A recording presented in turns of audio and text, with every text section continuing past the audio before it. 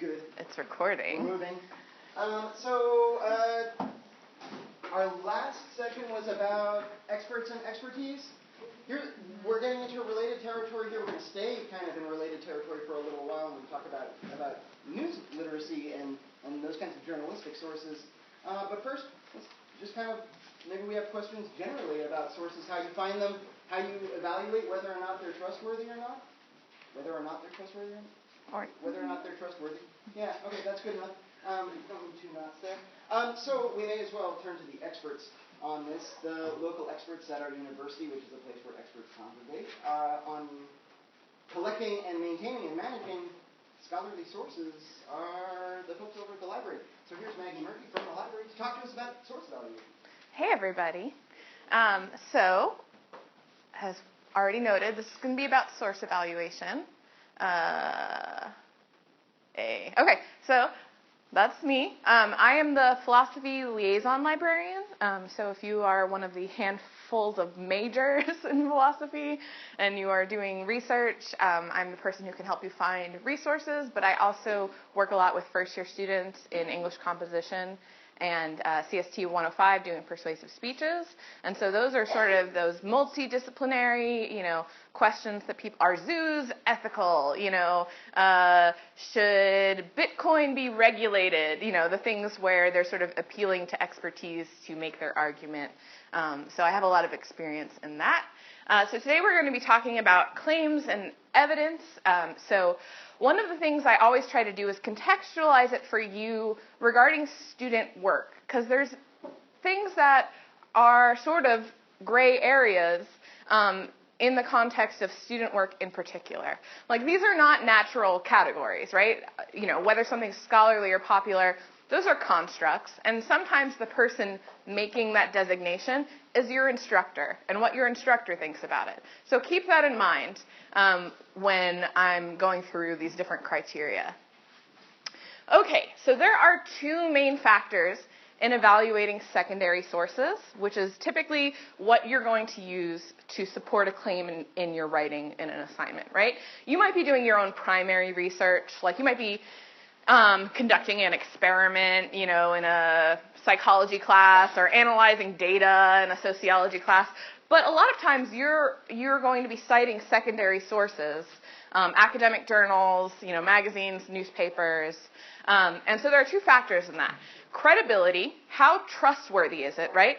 And relevance, how closely related to your topic. And one of the things that happens is that it can be difficult to find relevant scholarly sources for some topics. And so a lot of students end up picking sources that are not as closely related to their topic as they could be. And that's that sort of false appeal to authority, right? It's not really related to your topic, but you're saying the Plato says, whatever. Is that really related? Was that the context that Plato said that in? Is that even what he said? And so we're not going to get to a lot of relevance today, but on the research guide that I created for this class, I have never before written these down. I created them just for you, my top 10 database searching tips for finding relevant information in library databases. So I recommend you check that out. Okay, so finding sources, Google versus library databases, right? Google is super useful for doing research, but when you are trying to evaluate sources for credibility, it's way easier to establish credibility using library resources because everything is indexed by author, by date, by publication title, right? Everything is charted out for you so that you can then say, is this author an expert? When you're using Google, it's super easy to find relevant resources, right? You can ask Google a question about anything, and all of the results are going to be related to your topic or your question, but it's harder to establish that column. The credibility, right? You have to do more work to establish the credibility of something you find on the internet. So let's talk about credibility. We have a sort of critical thinking framework called the ABC. We used to call it a test, but it's not really a test. It's not really a checklist. It's sort of this set of criteria that you can use to think critically about evaluating sources. So the first thing is authority. And if you've been through a CST 105 or English composition class, you may have seen these criteria before, but I'm also going to be talking a lot about scholarly sources in particular today and how this relates to that. So the authority refers to the expertise of the author, right? And what makes them an authority on a topic. So for many cases, it's education or training. It might be their reputation among peers. It could be personal experience, but you want to be more skeptical about personal experience, right? Because a lot of times it is anecdotal. It's not generalizable. And so it only applies to their situation rather than something that might apply to everybody. And one of the good practices in thinking about authority is to look up the author. That's something you want to do if you're using sources on the internet, and what you want to do if you're using sources that you find through library databases. Who is the author? What is their expertise? Where did they get their PhD? What program do they teach in? Have they written on this topic before? Is this their first paper on this topic? Or do they have, a list of 10 articles long on the same topic? Start to think about what makes them trustworthy about the thing they're writing about. The next thing is accuracy. And this refers to the accuracy of the information. Really easy, right?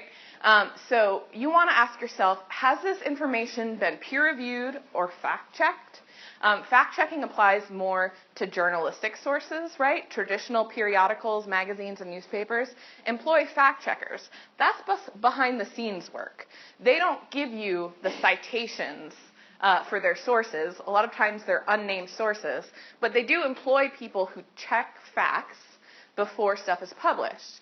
In scholarly sources, it typically goes through peer review, which is when someone submits something to a journal, and the editor of that journal goes, who's an expert on this topic? They should read this paper and let me, the editor, know if this is a good paper. Are the methods good? Are the findings consistent? Is this novel? Is this new?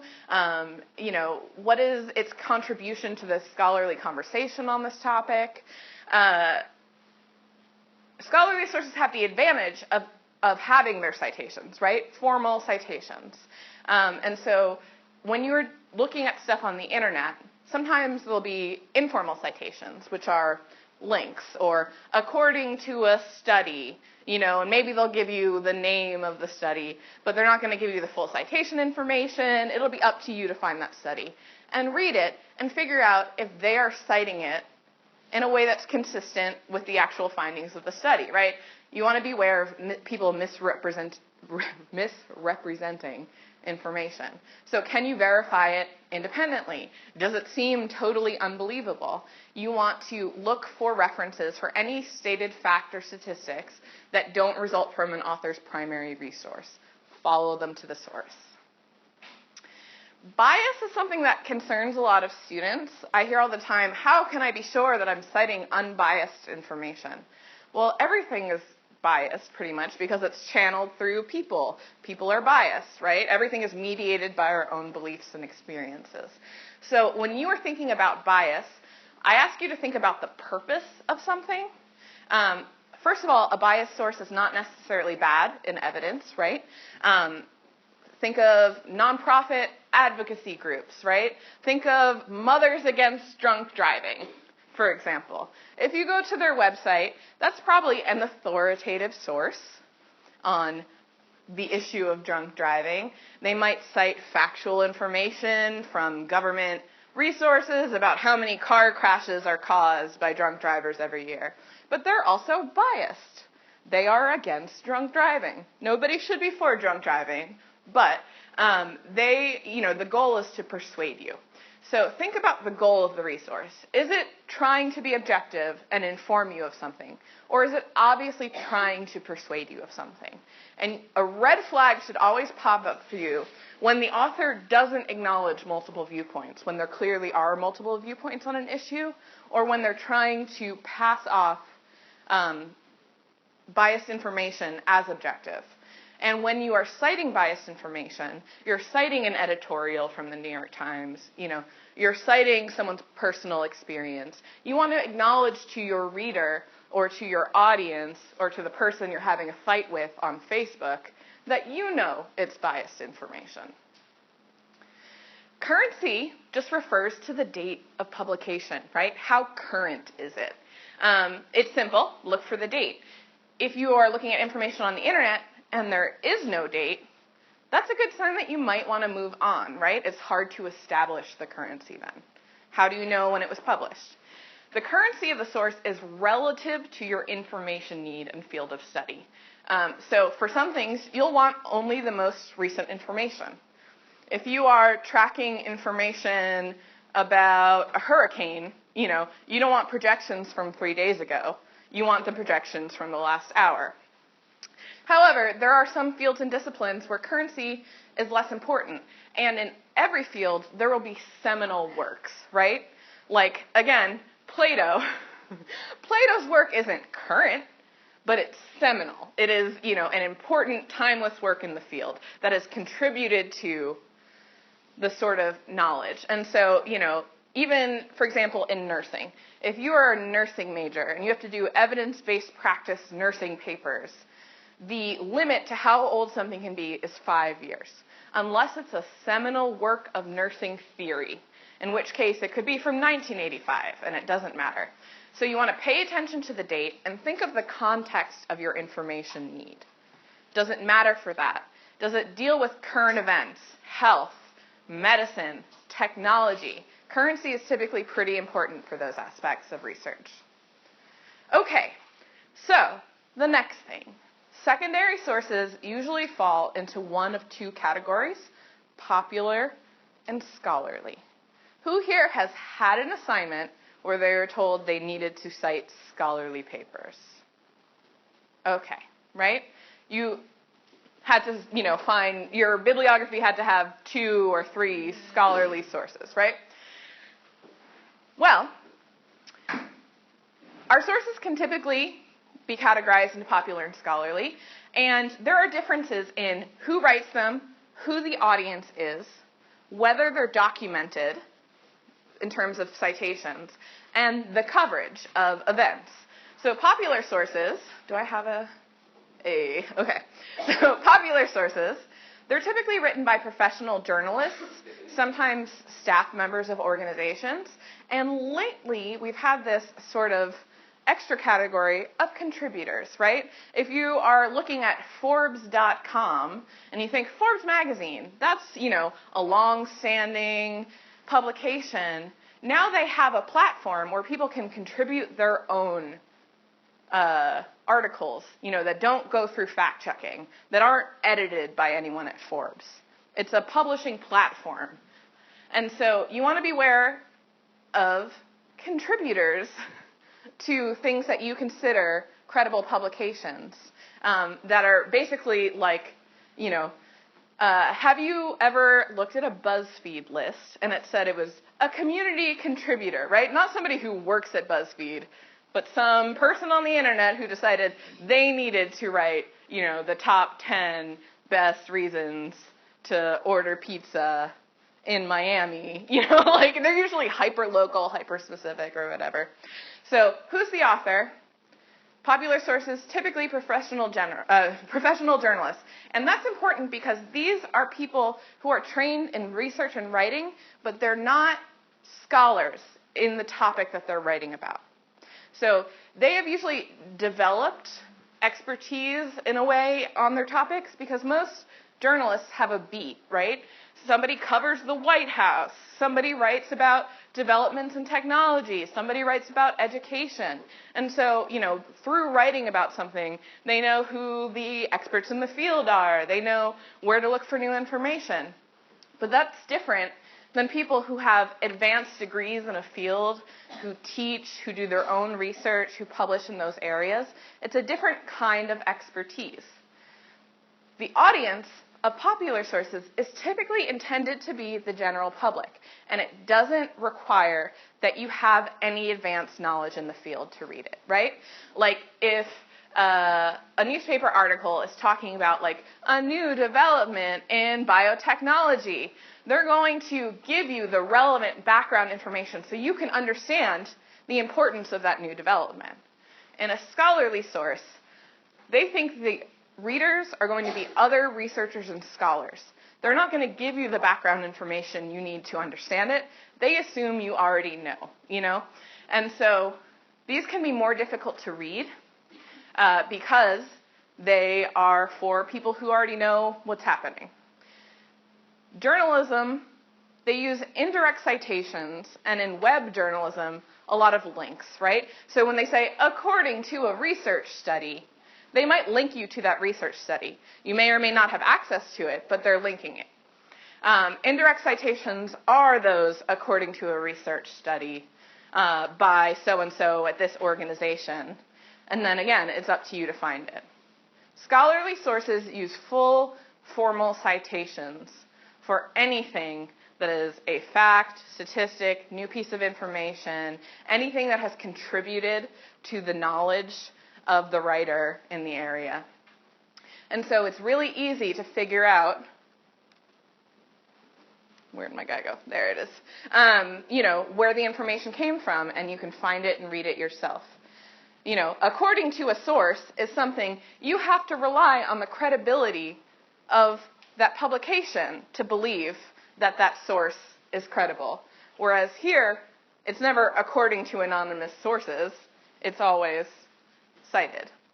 Now, popular sources do have a leg up on scholarly sources in a way that is different than these other factors, right? So scholarly sources, they're kind of hard to read. They assume that you have advanced knowledge in the field. They give you formal citations. Popular sources written by journalists for the general public. And the public typically relies on popular sources to inform us of new scholarship, right?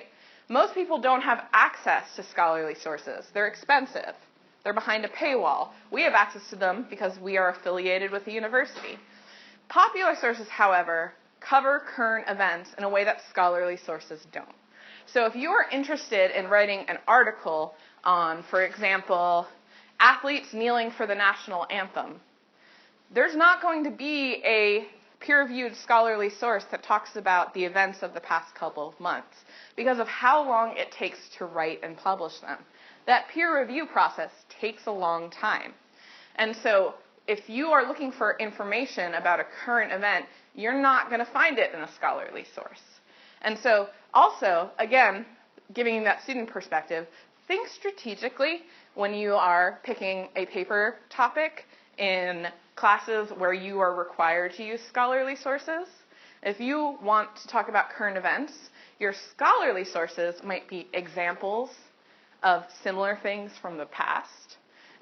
So if you were writing about athletes kneeling for the national anthem, maybe you would write about athletes protesting at the 1968 Olympics from your scholarly sources, and then cite current events from your popular sources. Okay, so popular sources, as I said, typically magazine, newspaper, or web articles. And you're going to talk about more specifics about evaluating these in your news media literacy area because there's special kinds of skepticism that you have to apply to news, right?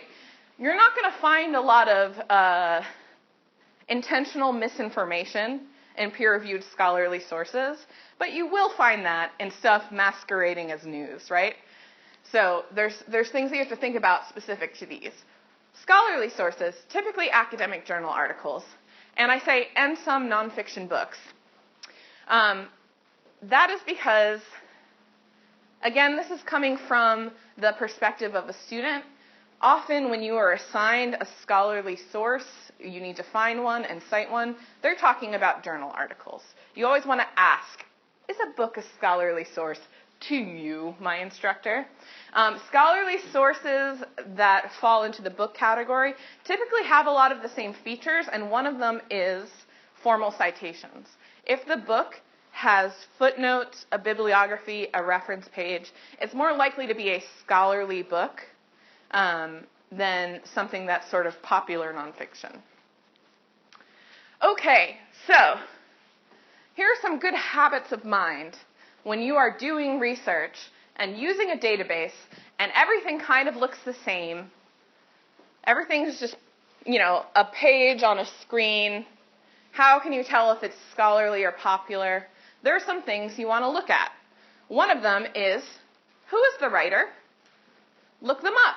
Google them. Can you find their CV? Can you find the university that they work for? Are they listed on a staff listing for an academic department? Look up the publication, and I'm going to show you how to do this. Is it scholarly? Is it peer-reviewed? And then look for evidence of formal citations. These could be footnotes, a reference page, a works cited page, a bibliography. The list of sources at the end of the document is called a different thing depending on the citation style. So you are looking for a list of sources. Okay, are there exceptions? Of course. Not everything that is published in a scholarly journal will count as a scholarly source in student work, namely book reviews and editorials. So there are peer-reviewed scholarly journals that have an editorial section, and a lot of them have book reviews at the end of the issue. And so book reviews and editorials don't go through the same editorial process that research articles in peer-reviewed and scholarly journals go through. First of all, editorials are opinions, right? And book reviews are short content reviews of books that have been published. Instructors really hate it when you cite book reviews because the best practice is to go read the book yourself and analyze the information and not rely on someone else's review of the book. This is different than literary analysis, right? This is different than, a literary analysis of Jane Eyre or something. This is like, this is a new book in our field that came out this week. It'll be useful for people who specialize in this. I disagree with his premise here, but I agree with it here. It's $39.95. A book review is typically very short. It's the sort of who, what, when, where of the book. It's different than if you are in a literature class looking for literary analysis. Editorials, again, those are people's opinions. So editorials will be clearly marked in a peer-reviewed journal, and book reviews typically say book review at the top. And these are not scholarly articles from the perspective of your instructor. Also, uncommonly, some scholarly journals may not have those formal citations. That's usually like a graphic design layout choice. They think it makes them look slicker. Nature is a peer-reviewed journal that does not have a lot of citations for some of their articles. And so this is why it's usually good practice to not rely on any one of the criteria, right? Author, publication, citations. A scholarly author could write an editorial in the New York Times, right? Someone's a scientist, and they're like, people aren't paying attention to this issue. People should pay more attention to the thing that I research. Just because they're a scholarly author doesn't make that a scholarly publication, right? And formal citations are usually evidence, a quick visual scan that can tell you something is a scholarly source when you're looking at it in a database. However, some journals don't use them. So you might want to look up the publication separately in a database that I'll show you. Okay, so the ABCs of scholarly sources. Why do your instructors want you to cite peer-reviewed scholarly sources when you are writing a paper? That's because the authority is traditional academic authority, a high level of authority, right? The accuracy is easily verifiable, high level of accuracy. Typically, scholarly sources are as objective as writing can be, and the currency is easily established, right? They're dated. You have the volume, the issue, the date of publication, if anything's been updated, when the study took place, everything about it you can figure out when it happened.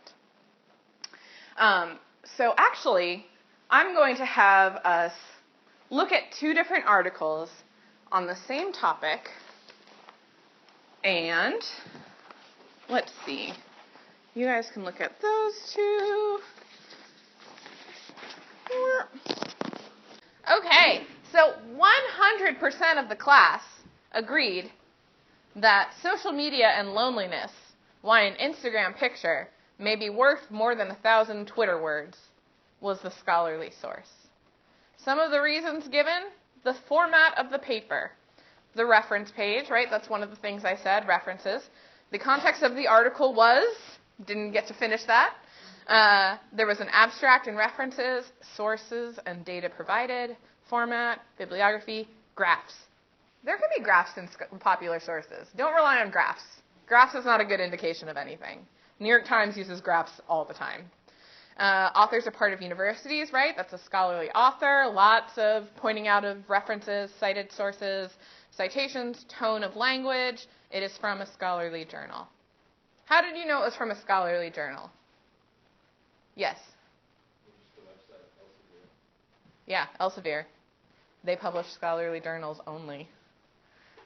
References and readability, work and research went into the article. The Atlantic is a monthly publication versus Elsevier. Okay, great. So I hear a lot of referencing to the reference page, right, the formal citations. A couple of people went as far as looking up the publication itself, which is something that I want you to always do because of these sort of anomalies, right? If you are citing a peer-reviewed source for an assignment and it ends up on your works cited page and your instructor looks at it and they say, "Why did you think that this was a scholarly source?" You want to be able to justify it, right? You did your due diligence. Authors are part of universities, right? Scholarly authors, qualified authors. Authors work at University of Oregon. References, readability. Okay, so not a lot of stuff sort of negating the Atlantic article, right? A lot of sort of positive identification of the scholarly source. Okay. Who has written another article about social media and loneliness? Most people said Matthew Pittman. Was that just a guess by everybody who wanted to? Yeah? Okay. So, let's look up Matthew Pittman. Somebody remind me what it says where he's from. It's on the article.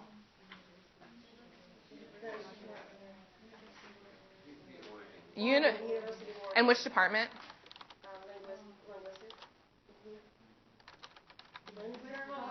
Journalism, that's him. Okay, so most of you were right, okay? So first of all, I go, all right, Matthew Pittman, School of Journalism, U Oregon. That's a pretty positive identification that this is the Matthew Pittman that we're looking for, right? So this is his institutional presence, right? He's a doctoral student, doesn't have a PhD yet. And then it links out to his website and his other refereed journal articles. One of which is called Creating Consuming Connection, Examining the Relationship of Social Media Engagement and Loneliness, right? So this dude has done more research than just this article on this topic. That's something that you think about when you think about somebody's authority, right? Like, for example, I am an author on a peer-reviewed journal article.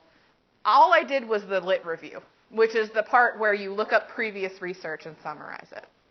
I have no expertise in the area. Someone said, "Hey, can you write this lit review for us?" So you still want to look at the context in which the authors participated in this research, right? Did they do a particular part of it? Maybe all they do is data analysis, right? And somebody grabbed them and said, "We need somebody to analyze our data," right? You still want to look at the author and see the basis of their authority. Just because they have a PhD in something doesn't necessarily mean they're an expert on that topic. And it's good practice to do this because now, if this were your topic, here you have another article, right? You have another article by this person. Fun fact, what's his name? Stephen March also has a doctorate. It's in drama, which has nothing to do with this topic at all. He's a novelist, but he does have a doctorate. So again, you want to contextualize that academic experience as well. All right, so Stephen March, author of the Atlantic article, Is Facebook Making Us Lonely? That's a popular source, right? He's citing a lot of experts informally within the article. He's himself appealing to authority, right, as the basis for his evidence.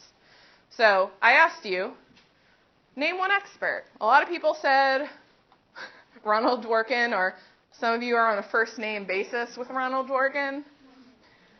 One of my friends who is a professor said that she's setting a new rule for her composition students. They can't refer to any authors by their first name only unless they've bought them dinner. So it's a good practice not to just say, according to Ronald. Ronald Dworkin, David Yezi, John Cacioppo, all men, I see.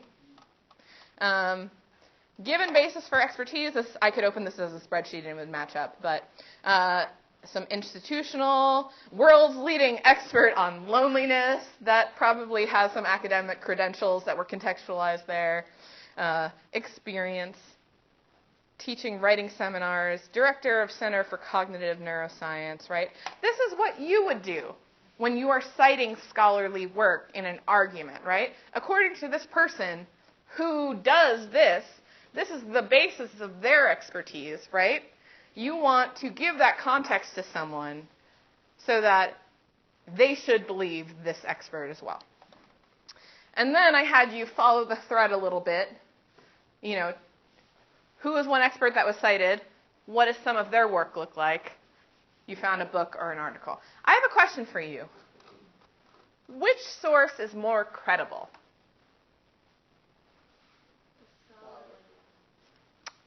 They're both credible. They just serve different purposes, right? One is an essay that's sort of meandering and covers all of these different topics and cites these different experts. And there's a lot of good information there for you to follow up on, right? There's nothing uncredible about it. I don't know, non-credible, anti-credible, incredible. The Atlantic is a very trusted publication. You know, in terms of one of the things that you can always do if you are just interested in the credibility of a secondary source, Atlantic Monthly, we're just going to Google it. We're going to head over to our friend Wikipedia for one little tidbit of information, and that is, when was it founded? And we could find this on their website too, but I don't feel like digging. 1857. If that was a shitty, non-trustworthy publication, it might not be around that long, right? And the next thing you can go do is Atlantic Monthly reporting scandal.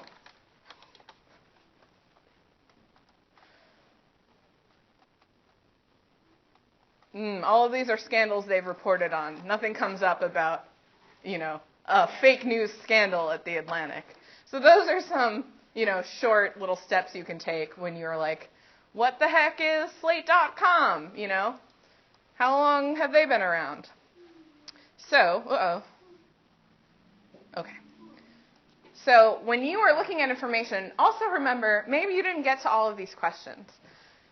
I want you to have a habit of mind of looking up and confirming information about sources, right? That's that metadata. Data about data.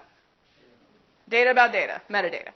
I want you to be looking this up and thinking about this anytime you are writing a paper and trying to cite a source, and you just pick the first relevant source from your Google results, and you're like, this is relevant, that's fine. If it took you more than 5 minutes to answer these short questions about 2 different articles, you have no business picking the first shitty result that comes up in Google and citing it. You know, these are things that take time, this sort of critical thinking that you need to apply to choosing sources. All right, now we will continue our presentation. Okay, so are all scholarly sources equal?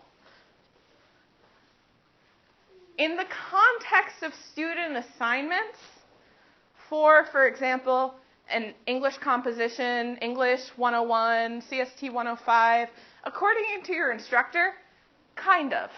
They want you to practice finding and reading and citing scholarly sources. Okay?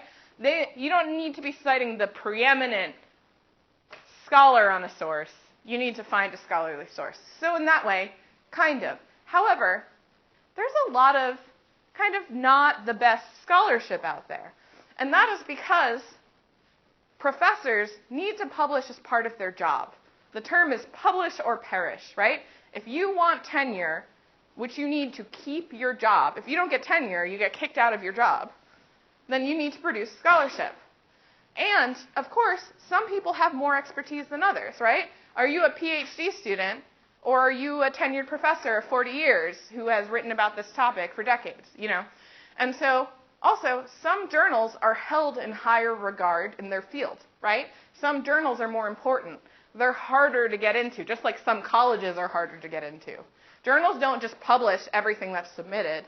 They have standards and different rates of acceptance, and it can be hard to get into some journals.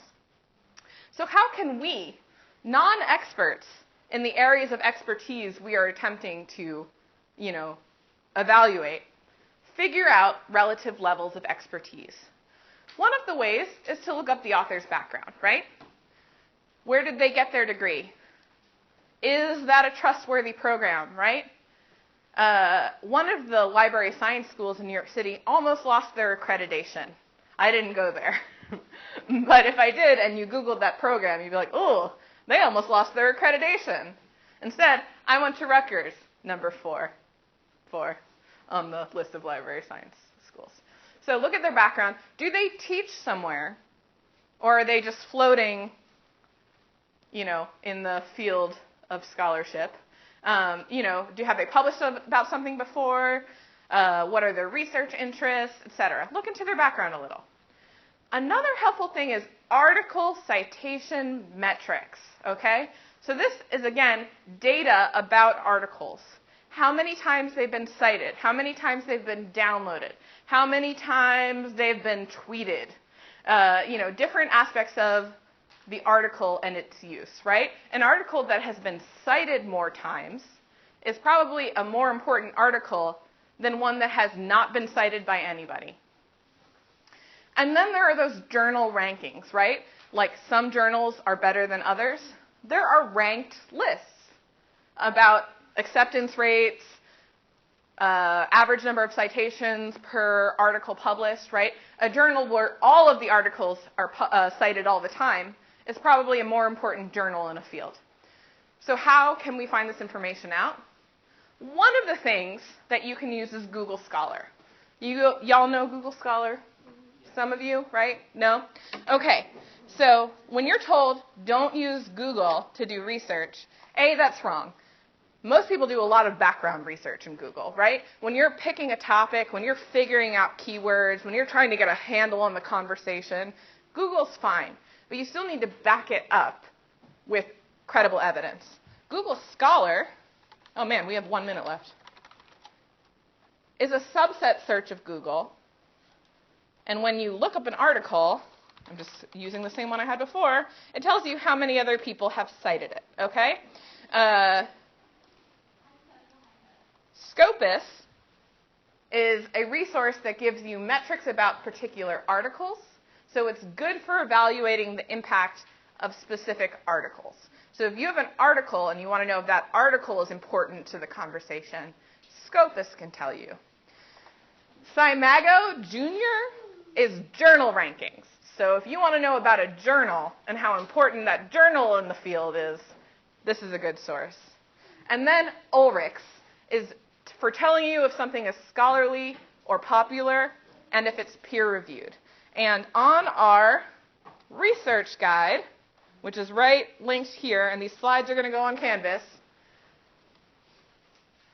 all of that information is linked out for you. You have a homework assignment where you have to use Scopus to find out some information. And then all I want to say about relevance is do not rely on Google rankings for credibility. First of all, rankings vary from person to person based on your cookies, what other websites you've been to, right? So just because something is at the top of a Google results list doesn't mean it's better than something 3 pages in. That has no bearing on credibility. All it has to do is relevance, okay? Please look at the research guide. Thank you for listening today. Thank you. And if you ever get stuck doing research or have any questions about credibility, talk to a librarian. This is what we are experts on. All right.